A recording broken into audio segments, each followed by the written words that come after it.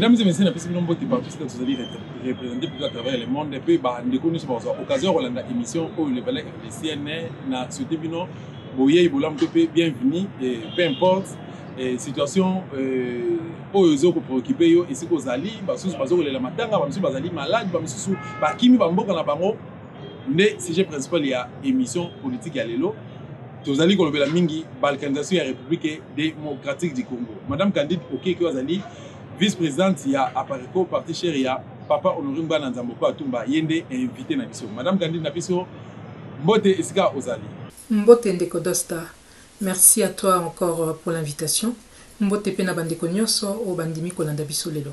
Voilà, question na biso liboso yango par rapport à balkanisation mboka na biso banquette autour tout ça là peu bellement autour zali na moto constater présence remarquable ya ba Rwandais na partie est mboka na biso précisément na Grand Kivu pe na province orientale to moni ba Moro pe ba Ougandais na ngambo ya Katanga to moni présence ya ba Zambien surtout que na Grand Équateur to moni ba centrafricain alors to mituni pe to mituni vraiment ceux qui balkanisation to benga une tentative autrefois lelo est-ce que comme réalité te comme déjà en application te. Merci ndeko Dosta pour na motuna na yo ya liboso et zali pasi ya solo pe description sali eza ko correspondre vraiment na réalité au bosani peut-être même une des situations où ya Kaemba où ezali déjà na maboko ya bangolais eloko ezo oleka na mboka na biso eza que ba pays voisins mingi bazaki kotala ba congolais en se disant que non baebi ba passe na biso depuis ba mbula baebi ba viol baebi ba pillage baebi ndenge ba congolais bazonyo koma depuis ba mbula pe bakanisaki que après ba élection oyo wuti koleka que ba congolais ba ko saisir occasion pour ba telema ndenge ba mboka mususu batu mususu basalaka bakanisaki que mbalo oyo ba congolais avec tout ce qu'on a vécu. Ok, bah, mais surtout, élection, tout le monde sait que Félix n'a pas gagné les élections. Ceux qui acceptent parce que bon, ils s'accommodent de la situation et ils essaient d'en tirer parti, c'est une chose, mais la réalité, elle est là. En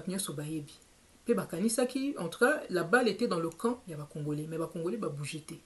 Donc, comme le cas là, que les Congolais, bango moko, comme ils sundola mabele na bango. Et du coup, ce qui se passe, c'est que ba pays voisins bazalaki bazaki kotala jusque là ba moyenne ti soki bino boboyi Congo bango baboyi Congo te na ba richesse ebeleza na kati mutu na mutu pa banyo benda eteni nae.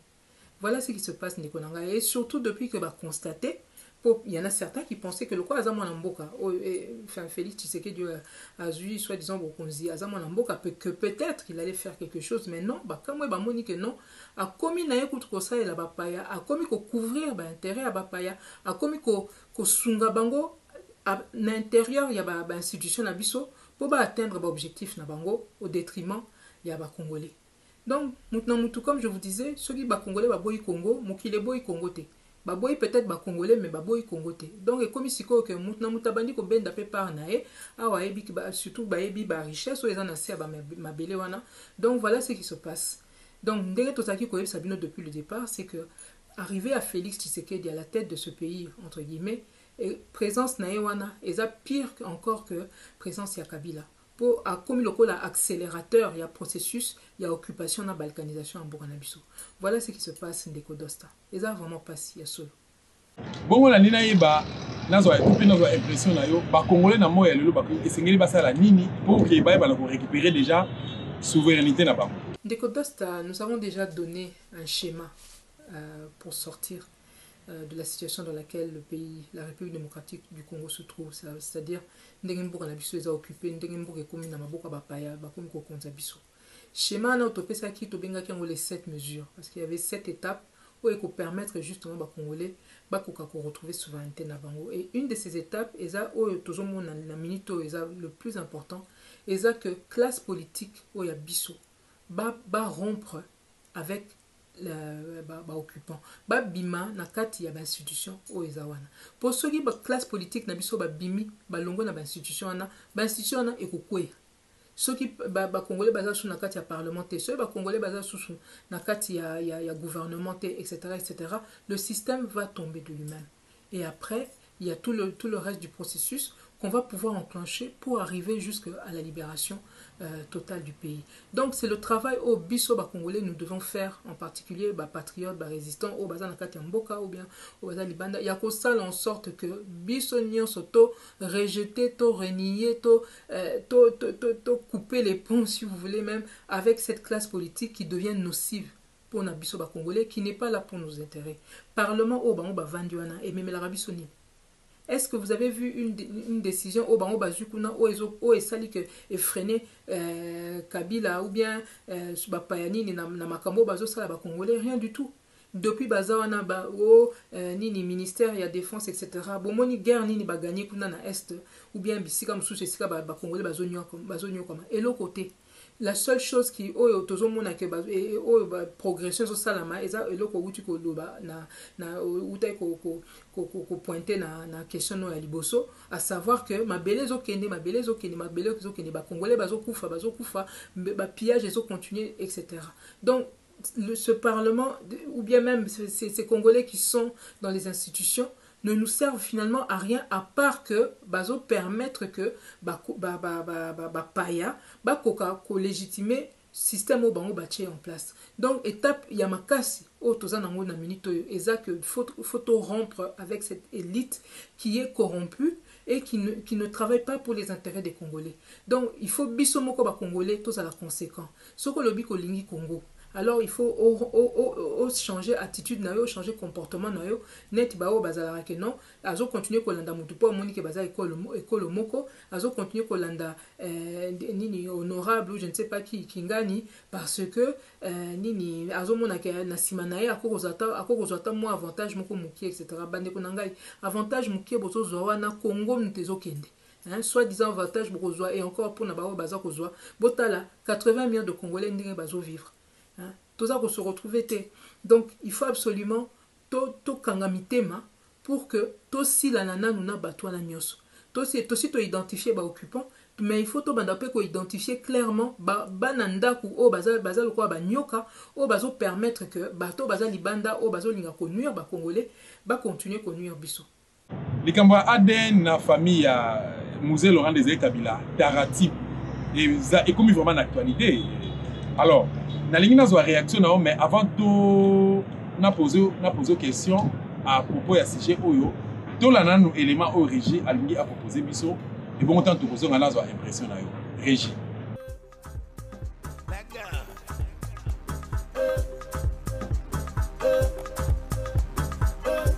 Pour une remarque encore, là j'écris comme théoricien, il est difficile d'être à la fois théoricien et praticien, même de ses propres idées.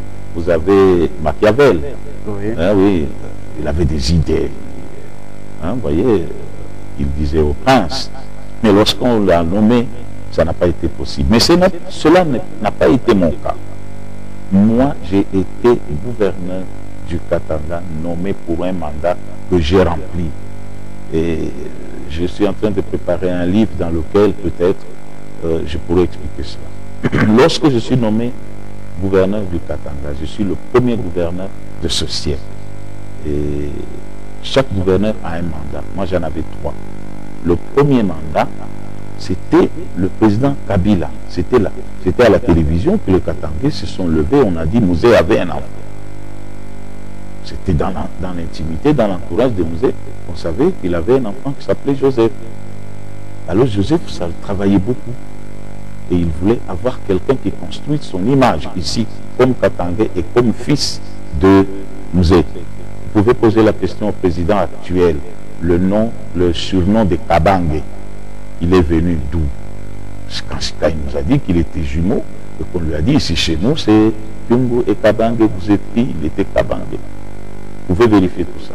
Vous pouvez vérifier aussi que les documents de Joseph Kabila signés à l'époque, il n'y avait pas Kabange. Il y avait quoi? Joseph Kabila. Donc je vous dis pourquoi j'ai été nommé. Je vous dis que j'avais une mission ici de créer avec tous les Katangais la paternité de Joseph. Et ça, c'est une mission que j'ai réussi. Il n'y avait pas d'argent ici, il y avait la guerre. La deuxième mission, c'était une mission sécuritaire. Donc, je le dis, c'est à la télévision. Et si quelqu'un peut me contredire, ou Joseph lui-même, il peut le faire. mais il m'a donné comme mission, la première mission. Ici à Kinshasa, on dit que je suis rwandais, je suis burundais, et je voudrais vraiment naître au Katanga. Et c'est ce que j'ai fait.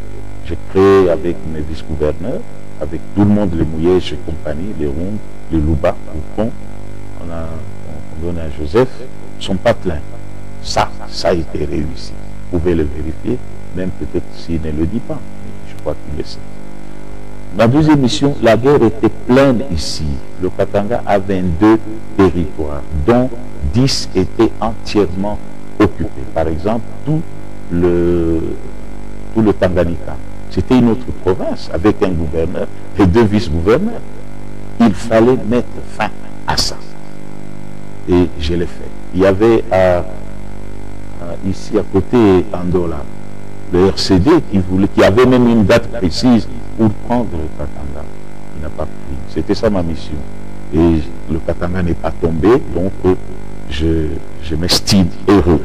Alors, Madame Candide Okeke, est-ce que vous réagissez pour couper sa réaction? Parce que Batunio Sobalingba Yeba, Apareko, l'exir Apareko plutôt, ils par rapport à l'Ikamboya ADN, la famille à Musée Laurent Désiré Kabila, pour tout le monde à l'élo, un certain Ibrahim Kabila Abimi, à l'Ubi Gazali, moi à Laurent Désiré Kabila, puis à 5 000 abandonnés, au hasard, mais ma combo à Kabila, ADN. Votre réaction, s'il vous plaît. Ndeko Dosta, merci pour la motuna na yo ya misato.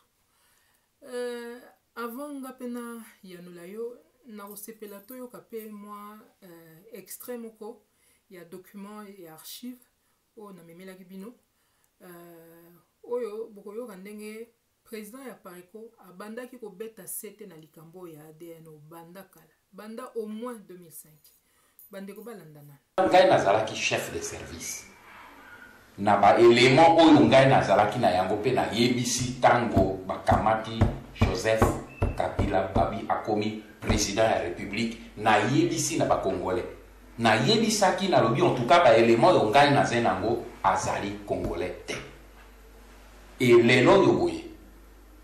Lobi pona ngai la seule solution ezala pona ye Joseph Kabila ezala pona biso ba Congolais. Lelo yo tozi na ba technique oyo ezali monene. Maman na yo balobi aze maman na ye azali wana o ba présenter kaze maman na ye aze zairoise azawana soki au moins aningi que biso ba Congolais to koma tranquille mais solution ezali moko lelo tozi na système ba test ADN. Pourquoi Joseph a fait le test ADN? En tout cas, on peut demander lobby. Pote amata na ebonga. Même pote awe la bokundi. Il faut que tu sois sûr. Et on a pas mindel ba kopeki sabiso ya ngote. Parce que bango bazala kana condition pour la ko président. Tozali nani oyo mama ba bengi so safi soki na sali wana. Soki aze mama na ye passer la biso test ADN. Tozala to sois conscience tranquille. Inutile que va me la biso ba délégation zo bimaka na Lubumbashi zo bimana ni na Sambi pour na koya ko confirmer biso ka maman on n'a pas besoin de ça. Mais c'est problème moi ko eleki degré ya nini ya bato.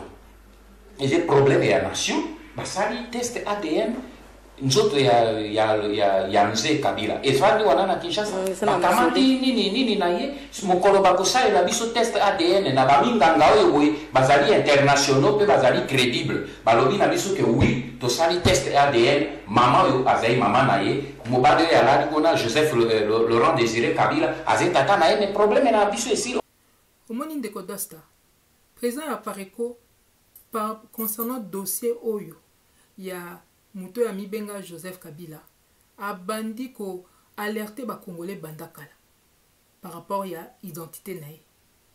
To regretter mingi parce que bande ko na biso mingi y compris justement ba lobi ke baza bana ya Laurent Désiré Kabila ba vanda ki nia bazo réagir te. Président apparaît quoi bimagi déjà na 2001.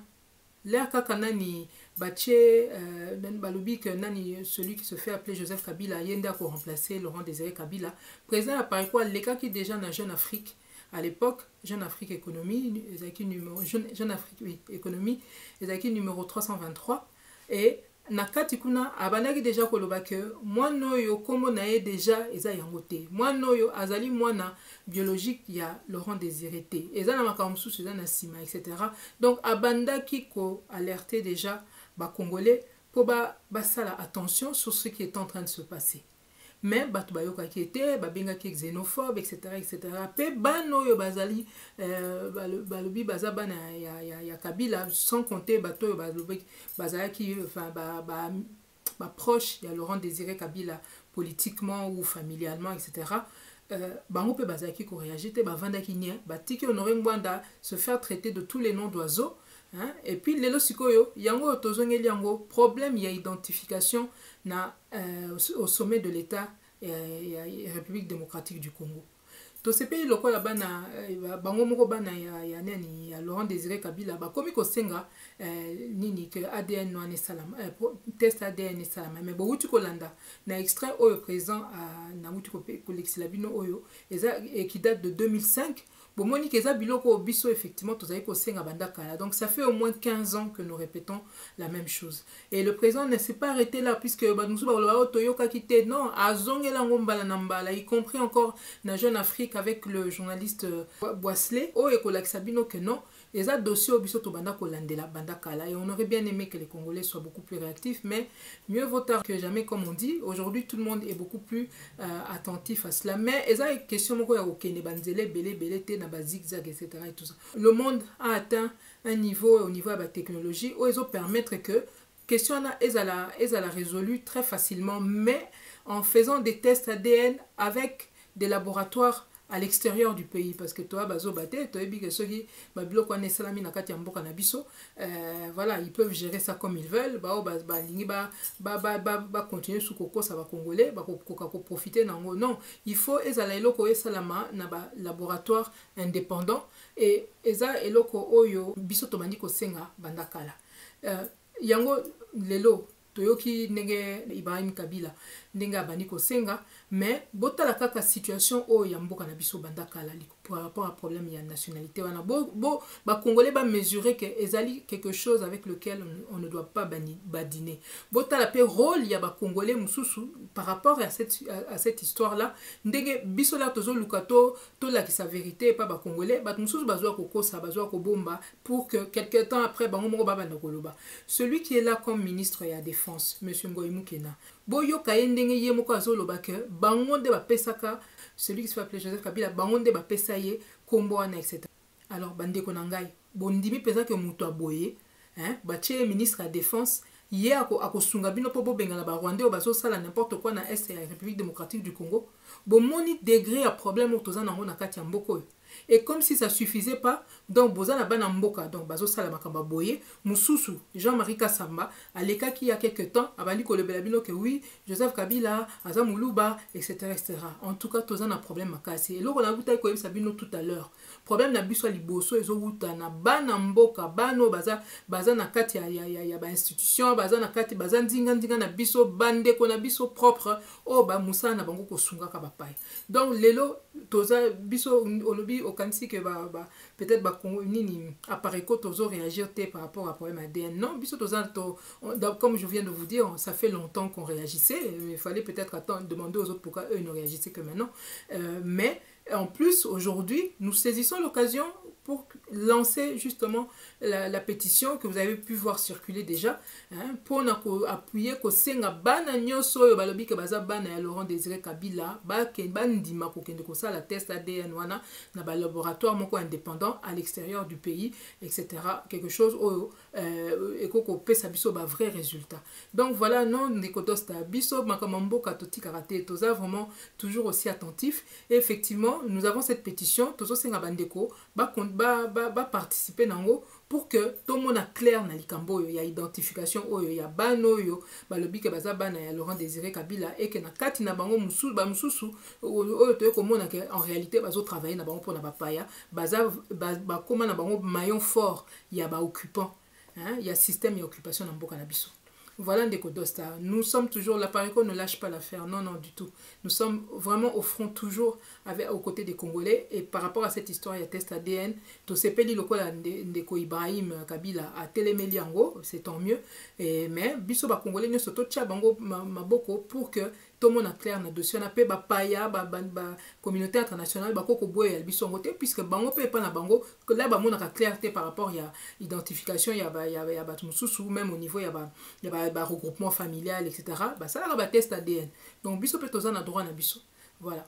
Merci Ndeko Dosta. Question nanga mine na lingi na tout na par rapport ezali plutôt par rapport ya démarche oyo révérend pasteur évêque Mukuna azali ko entreprendre a outu ko déposer plainte moko ce qui est vrai na contre Joseph Kabila Kabange alobi ke na régime ya Joseph Kabila asalaki ba crime ebelé selon lui asalaki ba crime ebelé oye azoko mériter te ke a vivre librement na kati ya école Congo démocratique. Alors to constater que bino bayi apareko bo c'était pendant que tomoni na monoko ya Mukuna abimisi même discours oyo papa Honoré Ngbanda azalaka na wazali visionnaire ya apareko père ya résistance ya République démocratique du Congo mais to constater que bino apparemment au kangi misu au kangi matoi boboy même kopé ça est ko tourner regard na bino to pe attention na bino vers ye maman Candido Keke est-ce que vous commenter et le toko koloba nandenge a porté plainte avant même na lobela makamba plainte na ye et le na oloba ezali boy soki mutoye vers bino azoloba oui azo tenir discours net ya pareko koloba ça ne suffit pas il faut faire attention au discours oui mais il faut surtout s'intéresser à la vision mutuana uti wapi azo kende wapi mutuana ba véritable objectif nae ezali nini pe ba véritable objectif nae na vision nae boye bango effectivement na comportement nae etc. Nani évêque Mukuna il y a quelque temps à Kolobanini toute autorité vient de Dieu donc il fallait pas combattre Joseph Kabila, il fallait il s'en est même pris à l'église catholique en disant que non, je me rappelle très bien, il disait même à l'abbé Chollet de fermer sa bouche, des choses comme ça, parce que pour Naye, donc l'église ne devait pas aller se mêler de politique, etc. Ah, tiens donc, hein? Lelo aye à lobby non, Nini a changé position, mais comme on dit dans la Bible, hein, c'est pas tous ceux qui disent Seigneur, Seigneur qui vont entrer dans le royaume de Dieu. Hein. Faut que tu aies la véritable raison à Moutou et puis qu'on décortiquer un peu plus quel est le fond de sa démarche. Oh, il y a lobby azakolo, oh il y a zakolo bazolo azaki kolobango en fonction en tant que pasteur, en fonction il y a vision, oh il y a zanango même nini d'un point de vue religieux. Bongo nzambe oh azaki koyebisa ye makambo ya zakolo balobi soi-disant. Nzambe on a se trompé qui ou bien yemuta se trompé siko. Yé évêque Mukuna. Bon mon sika problème est bandit déjà. Et puis eloko nini ya zo koyebisa batulelo. Azolo bana batuke non. Azo combattre Kabila, tant mieux, mais en même temps, azo soutenir Félix. Kaka oyo, Félix Tshisekedi oyo, azo koloba partout, eza na kati ya mboka, eza na libanda, azo répéter partout que yé, aza partenaire ya Kabila, azo travailler et l'ongona Kabila, pour naye, il n'y a rien à dire par rapport à Kabila, il faut surtout même pas fouiner dans son passé, etc. Fouiner dans le passé et tout ça. Donc, bota la Kabino moko muto, il y a comme il sabino que bo soutenir yé. Ce qui y est à l'objet pour combattre Kabila, mais ce qu'on le soutenir Félix, avec ce que Félix lui-même dit, avec ce que Félix lui-même fait, soutenir Félix et le, oso soutenir Kabila. Au moins, il y a comme sous biso tokoto, et si biso ba résistant, to tergiversakate. Hein? Biso toza makambo na biso ezala de biso bota la constance ya nini ya discours ya président ya pareko ya ba résistant bota la lelo bato bazo ko rejoindre biso na ba position na biso mais bangonde ye sika ye à rejoindre biso apparemment en tout cas hein muto azaki ya kobunga lobby. Ce qui y est à sa biso raison lilo. Est-ce que biso nde photocopie na mulongo na ye ou bien yem tu fais à kokota na mulongo na biso? À supposer même que ce qu'il dit est vraiment sincère. Bon moni l'air bino bozo ko ya bozo vers biso en disant biso to kende peut-être vers ye etc. Fallait yende aya kokota na mulongo parce que ba muto azaki ko mona musika muto ayeba ki déjà que mboka eza occupé etc. eza présent ya pareko donc ye mutu fo bato balanda lelo bato bazo pesa ye raison lelo puisque lui il a toujours eu la vision. Ça, c'est une chose. Mais à côté de ça, la plainte, oh, il y a quelque déposé. Moutazo qui nous déposé plainte. Na tribunal, na justice au Kabila zo gérer. Yo qui de déposer plainte et pas Kabila. Et vous pensez que ça va aboutir. Et puis ceux que lobby que Félix, vous comptez peut-être sur Félix Tshisekedi pour son Kabila, on a plainte, etc. Mais dans ce cas, le dossier est belé déjà. Oh, il y a Chebea. Oh, il y a Babundu Dia Congo. Hein? Oh, il y a Bato Mukungubile. Pourquoi Félix a bandit non ba oh wanate? Hein? Sans compter tous les autres dossiers, il y a pillage, il y a mbongo, il y a Kabila, il y a bombi libanda, hein, dans les paradis fiscaux, il y a Panama Paper, il y a Bimisaki, etc., etc. Ce qui réellement, hein, il y a de la logique, na façon na bango bazo meme na makambo, etc. Balinga ba bandawana. Balinga ba bandana na ba dossier eza wana déjà. Ceux qui ont wana déjà bazo progresser, c'était bon au cas plainte ya mukuna o akeko déposer et pas nini bato Kabila yemo kazo konza wana nde kwa boutique bon moni eza distraction. Si vous voulez combattre Satan, vous n'allez pas aller voir ces démons en allant vous plaindre que Satan vous dérange. Hein? Vous allez dire aux démons de vous aider à combattre Satan. Non, non, non, non, il faut changer le système. C'est ce que nous vous disons depuis. Il faut changer le système et ne pas tomber dans la distraction. Bozo, ça n'a que plein de temps nécessaires qui nous déposer en gros. Car justice, soi-disant, institution Yambo Kanabino, Bopesa Kabila, nini, immunité, Bobosani. Hein, Aza sénateur à vie, donc Aza a immunité à vie. Qu'est-ce que vous nous faites là? C'est un peu n'importe quoi, hein, donc, au moni, il y a beaucoup trop d'incohérences dans Makambonae. Oh, et ça là que oui, total na musika, mais ce qui m'a toutefois landa moninga, yende mutakolanda présent à Pariko, mais pas le même abimisa même combo ya présent à Pariko na monokonae. Azo kokate, hein? Azo kokate, pourquoi? Pourquoi vérité pour na monokote ce qui vérité kotika la vérité et bimana monoko mbanda lelo et bimana monoko mutusu ce qui est la vérité kotika la vérité mais il faut savoir avoir suffisamment d'honnêteté intellectuelle pour pouvoir dire qu'un tel aloba kango avangai il y a le loba diaspora baloba qui désolé on a diaspora toyebi nga moko tozé belé bato toyebi que muto ayeko éveiller biso par rapport à cette mboka eza monsieur Honoré Mbanda bo soy bo ke même na ba service ba mboko yo bako yebisa bino dossier muto azolo ba boye discours wana toyoka kango d'abord et pas tata wana etc. Donc ata ba congolais ba lingi ko reconnaître makamusu souté mais eza na bato yo bazo marcher autrement bazo marcher différemment et ba ebi vérité ici que utaki etc. Donc nani ndekodosta plainte oyo ndeko mukuna a déposé ki bota la binomoko ya ki a déposé plainte mais au lieu bakangata Kabila ngo mais yemoko mutakoti na prison hein bomoni siko makamango ndengezali. Voilà, maintenant vous commencez à comprendre peut-être que le pouvoir ne se trouve pas là où certains veulent nous faire croire. Hein? Donc avant de faire certaines démarches, il faut peut-être se baser sur la vérité. Comme ça au moins on évite certaines erreurs.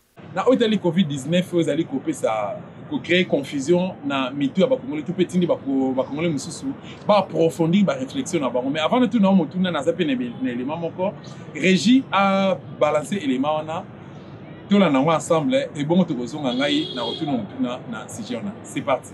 Oncle banda ndiko bela 5 mois yango oncle otali ko kufa mercredi lelo to vandi na moni bato misatu baye balobi to luka responsable mama moi si moko na mibali baye ba luka responsable ya famille na bimi po ba no comme so bazaki te o nde to sola na bino te ko pesa bino résultat ndeko na bino ande ko bela babi inerbe après ba sala ki prélèvement inerbe apesi so ba résultat et bimi positif azana covid biso tuniye basala ki en colonie ni basala ki yango depuis les 12 résultats bimaki les 14 bon bosala ki prélèvement est-ce que famille yebaki bosali prélèvement mutuni azalaki yote to sala ki prélèvement inerbe mtasala ki yango bango baye po ba pesa biso résultat ya to tuni bango est-ce que ba pesa ka résultat modèle wana bozo pesa résultat bozo mona ngo lokwa ya malaria ba ko pesa tout résultat ya bongo mutabeli 5 mois to souffrir dans ma maladie na mususu lelo bango ba obimisela biso ke oncle akufi na virus nyonso wana pona nini ba luka ba pesa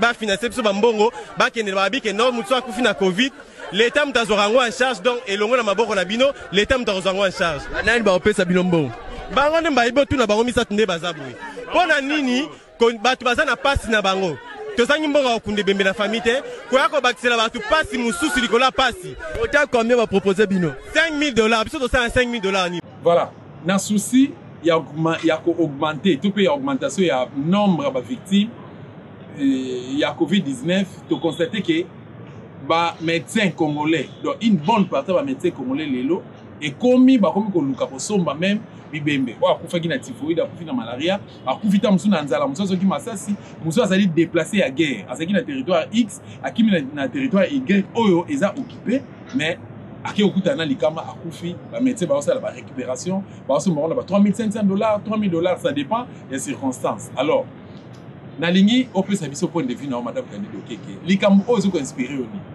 makambo ezoleka na mboka na biso ezolakisa même pour ce dossier, un dossier comme celui-là qui ont touché santé à Batou où ils ont donc un problème quand même très grave.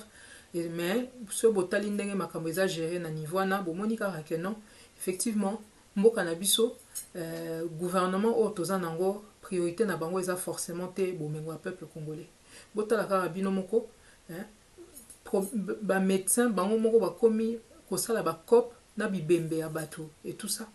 Mais c'est vrai, Moutarota la boalobi, mais comment c'est possible? Mais Bobo Sani, président Tokomi Nango Lelo, alobagi nini? Et pas un COP eza nango institutionnalisé, hein? Eza problème te, eza limbe bate. Donc yango beaucoup de monde avait bloqué à boepe, bah nti na niveau na, bah médecin bah komi koluka bibembe ko meka ko c'est la batuke mutaza na Covid-19 et tout ça juste pour pouvoir toucher de l'argent. Et d'où vient cet argent? Vous vous êtes posé la question? D'où vient cet argent? Bango bazan en bon côté. Ceux qui bazan bazo ba fond ana bazan nango eza ba fond o ewuti pas gouvernement yemoko. Hein? Tout ça pourquoi? Parce que bazan bango pe bazan na cop na bango par rapport ya ba institution internationale pour na ko récupérer moi bambongo eza o bazo tia à disposition ya bamboka o bazan na ba difficulté concernant gestion ya pandémie oyo. Donc bango il faut pas justifier nini un certain nombre de malades, au moins des cas, il y a Covid-19, pour pouvoir toucher cet argent. Alors voilà, maintenant le trafic s'est installé. Banda Likolo Tinase. Hein? Naoka la dernière fois que Nani, le ministre de la Santé, faisait mine de diligenter une enquête, etc. Mais non, le nombre de témoignages qui s'accumulent dans les réseaux sociaux, tout le monde dans la famille, dans la makambo. Mais nazoyeb ça bande kona biso ba o bazo kota na ba cop wana ba réfléchir malamu parce que ndenge kaka bazali koluka ko fabriquer ba faux malades lobiler ba test na bango ba vaccin o bazo linga ba kotela biso et ko koma ba ko kende pe kaka sika ba repérer qui soit disant des malades du Covid-19 pour na ba luka pe ba na ko vacciner bino. Donc muto akozwa mbongo na kati ya ndako boye na ndako na bino so muto moko azwaki mbongo par rapport ya nini ebembe moko bozalaki nango quoi boye ba que lobby ekokomela bino problème même na kati ya ndako ou même na kati ya quartier puisque lobby bakoya ba lobby awa malade moko ya Covid-19 azalaki donc awa bato bazali sûrement infecté bazo développer peut-être malade yango te mais baza infecté donc faut ba luka ba banda ko tester bino bien ba banda pe ko vacciner bino ndenge basi ba yoka ni kuna ke faut ba congolais nyonso ba ko koma ba kobai bomoni bozo mona eloko na zako bisa bino tout à l'heure boko ko zwa moi ba mbongo moko boye peut-être bino peuple congolais mutako ko zwa mbongo mais lobby ko komela bino problème donc boko tabali ko na bango wana te eza bali ko pa bandoki hein eza ko nini likelima moko bazo salaka soki mutazwaki aliaki lelo mais lobby ba ko lia nde bino hein. Donc bandeko na ngai ba congolais faut ba sala vraiment attention na makambo ezoleka na mboka na biso toyebi ke boza na pasi hein mais toza obligé to libérer mboka na rapidement pour que même na ba situation à pasi bon ndima n'importe quoi te parce que lobby la situation ne fera que s'aggraver. Et puis na oki question na concernant le confinement à la congolaise vraiment au lobby en gros visa vraiment à la congolaise pendant to monate na moni ba maladie ya Covid-19 le nani Félix Tshisekedi a ko visiter bango na hôpital batu batelemi na balcon awa so to moni ba malade à Covid-19 au moment na bango baza intubé hein, ils sont fatigués batu nyos bazo décrire ba symptômes ya Covid ou ba développer en gros ba ouais ils sont tellement fatigués ils arrivent pas à bouger mais en RDC on voit des malades du Covid-19 qui sortent au balcon et qui demandent au président à nous il faut qu'on mange 3 fois par jour en général le vrai Covid et 4 bato appétit au moni makambo ezoleka na mboka na biso babilo ko to moni même ba image mususu batu baza malade à Covid soit disant 19 ils sont censés être en quarantaine bazo binara na bango donc makambo tozomona na RDC donc voilà hein donc et pas la biso Covid comme nango nini question à COP donc ceux qui babiki na mboka wana ou bien ceux qui bazo développer peut-être ma maladie ngo makasité ezaka kanzambe pour ceux qui a gouvernement na bango la phrase là gouverner c'est prévoir eza ya bango te Hein. Et non seulement gouverner, c'est prévoir, ça ne les concerne pas, mais en plus, ils ont carrément instauré une corruption, même dans le cas où il y a un problème de santé. C'est quand même vraiment très grave. Mais bon, voilà, vous voyez bien que ceux qui sont venus là, ceux qui sont venus en RDC avec les dernières élections, comme je vous disais tout à l'heure, Baza Bato, Bazo Sahel, Congolais, et en réalité, ce gouvernement est devenu la première source d'insécurité pour Nabino Congolais, parce que elles à la santé, Nabino, elles à la problème de confinement. Balobi Nabino pour se confiner, mais Bapé Sino provision, Balobi Nabino pour se confiner, mais Bazo Pesa ou bien respecter les gestes barrières, mais Bozan en bon côté, mais faut que la masque, sur la masque, au même Gambo, Bapé Sino pe masque, voilà, donc, et comme une source, il y a tracas, donc, gouvernement, Nabino, comme une source, il y a tracas, pour les Congolais. Donc, Bandegonanga, il y a même pas aller par 36 000 chemins, il faut en finir avec ce système parce que sinon de toute manière la situation va aller de mal en pis. Ndekodo Stanako, qui s'appelle concernant les médecins Oyo, Toyoki, Tomoni, que Bazoko Sala trafic, il y a Bibembe. Hein, autour il y a pandémie, il y a Covid-19. Vraiment, Bandekonangai, Congolais, Kinois, toute la RDC, chaque fois que vous êtes confrontés, si ceux qui ont été confrontés dans la situation, vous savez vraiment effort, il y a ko zoaba kombo ya médecin on a il y a ko panza yango, il y a ko dénoncer yango. Il faut absolument ko alerter Batupo, sinon ba médecin va ko continuer ko sala ba victime parmi biso ba Congolais. Hein? Donc il faut absolument que les médecins on a base à la stigmatiser. Hein? RDC Mobimba Toye Babango et puis ceux qui s'il y a possibilité Bomemi Bango la justice. Voilà, en tout cas Nazo insisté ma casse là-dessus parce que c'est peut-être un des seuls moyens pour se protéger puisque apparemment le gouvernement Nabiso comme il a Bango Baza pour protéger bisoté puisque Baza Bango on a katia ba trafic na katia ba cop. Maman Candido Keke.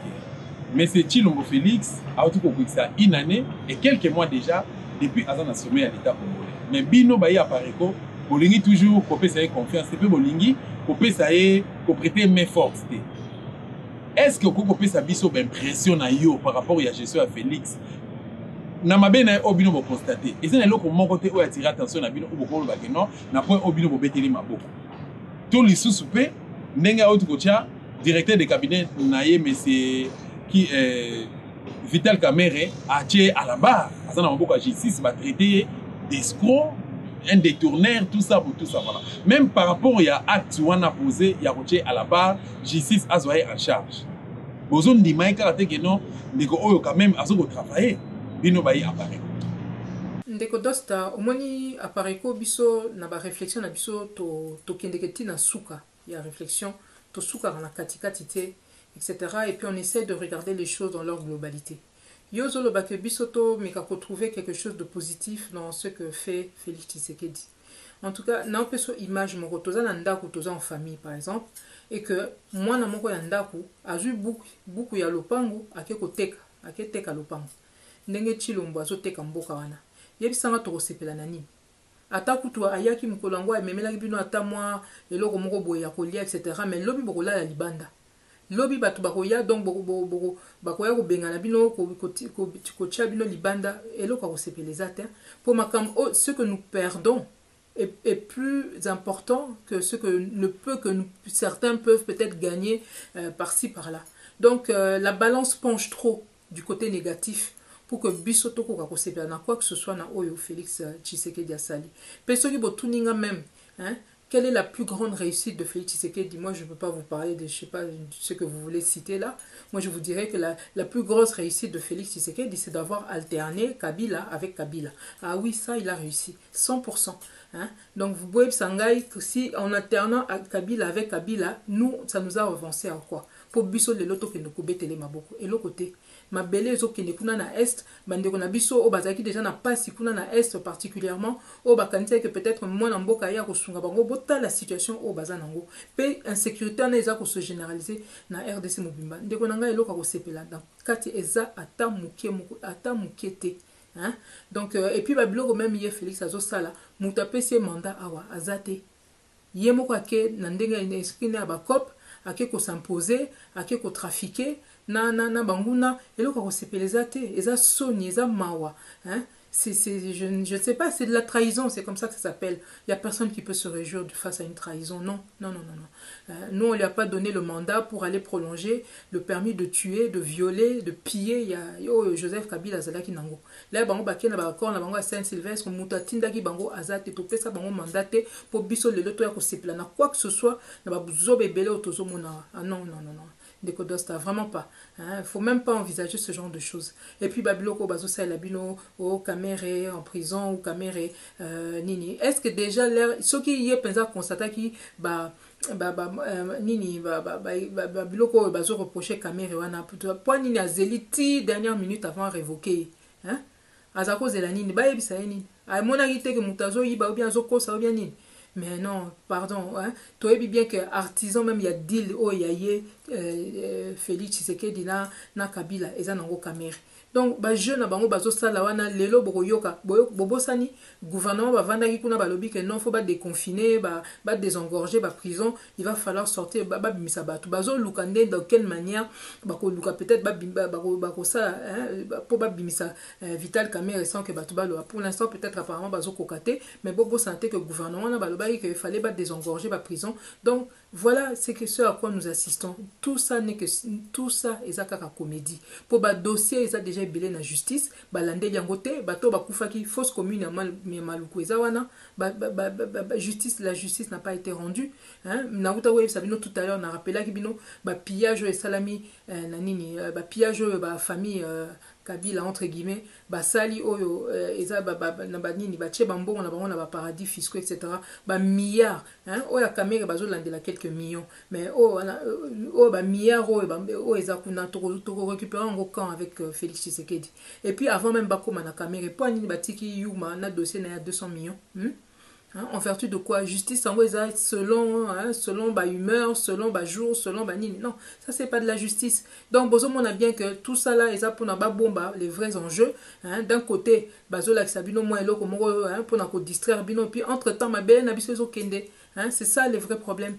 Les 300 millions il y a Kamere wana to boité ba landelango pourquoi pas mais ma belle na biso ça vaut plus que ça. Ba mabelo bazo komo zo biso bozo ka bango bazo lo beloko depuis ba mboro ba vanda na bosi boyo ka gouvernement na ba vandi ba yebisi no que non toza na problème kuna na est et puis ba dossier soki komi ko chama beaucoup sur les Congolais beaucoup mona makasi na bango mais soki eza que beaucoup ne ko bundisa ba Zambien beaucoup ne ko bundisa ba Rwandais beaucoup ne ko bundisa ou bien ba Angolais ou bien ni poto récupérer ma belle na biso ba zaté boyo ka bango te même pas attendre ndia pas boyo ka te mkolwana donc wana nyo c'est ba mystification on veut essayer de nous distraire mais ça ne marche pas nabiso ba résistant ça ne marche pas ata mokete ndeko dosta donc avant monter à royer biso que non tout c'est plana eloko Félix Tshisekedi azo sala m'attendez non non non non ba c'est pela na malédiction te pardon. Merci beaucoup. Par rapport à l'entretien na biso na numéro politique à lelo bandeko balandi biso uta et bandeliti suka ba koki ko retenir nini na mokuse par rapport à l'entretien. Ndeko dosta d'abord merci pour m'avoir invité encore. Et puis, le mot Malobananga pour ça entretien Nabiso à l'élo, et que surtout, peuple Nabiso à comprendre que, et là que Pesibiso retard makasi na combat oyo, et ça justement, banamboka oyo, bazo sala ba double jeu. Donc, na minute oyo, il faut to débusquer, nyoka wana o bazana biso nzinga, il faut to identifier, to débusquer, to neutraliser, to sala en sorte que, koka lisusu, cause un impact sur makambo biso tozo salate po bazo vana na biso on dirait bazo bunda na biso mais en réalité bazo sunga banguna il faut absolument toye bakosa la différence entre bato bazo bunda réellement pour mboka et puis bazo ya pour na ba intérêt na bango au détriment il y a intérêt ya mboka il faut absolument tous à la sens état d'âme par rapport à ça pour na koye kosala en sorte que bana bande ko na biso wana o balingi ko changer te base la sous na possibilité ya ko retarder biso na combat na biso te bino moko bomoni na makambo tolobi lelo à quel point situation en mboka na biso et c'est commis grave mais vraiment gravissime et là qu'on a ko loba sous eza par rapport ya pétition au ndenge to lancer pour na ko senga ke bana ya ba o balobi ke baza bana Joseph ya Laurent Désiré Kabila ba sala test ADN eza et là ko permettre quelque part ya ko démasquer le sous moto ami bengaki Joseph Kabila et puis ko démasquer ye ezali pe ko démasquer rôle babanyamulenge baza ko jouer na minute na mboka na biso ya ko oyo ezaki en réalité baza ko luka ko boto la biso mabele na biso.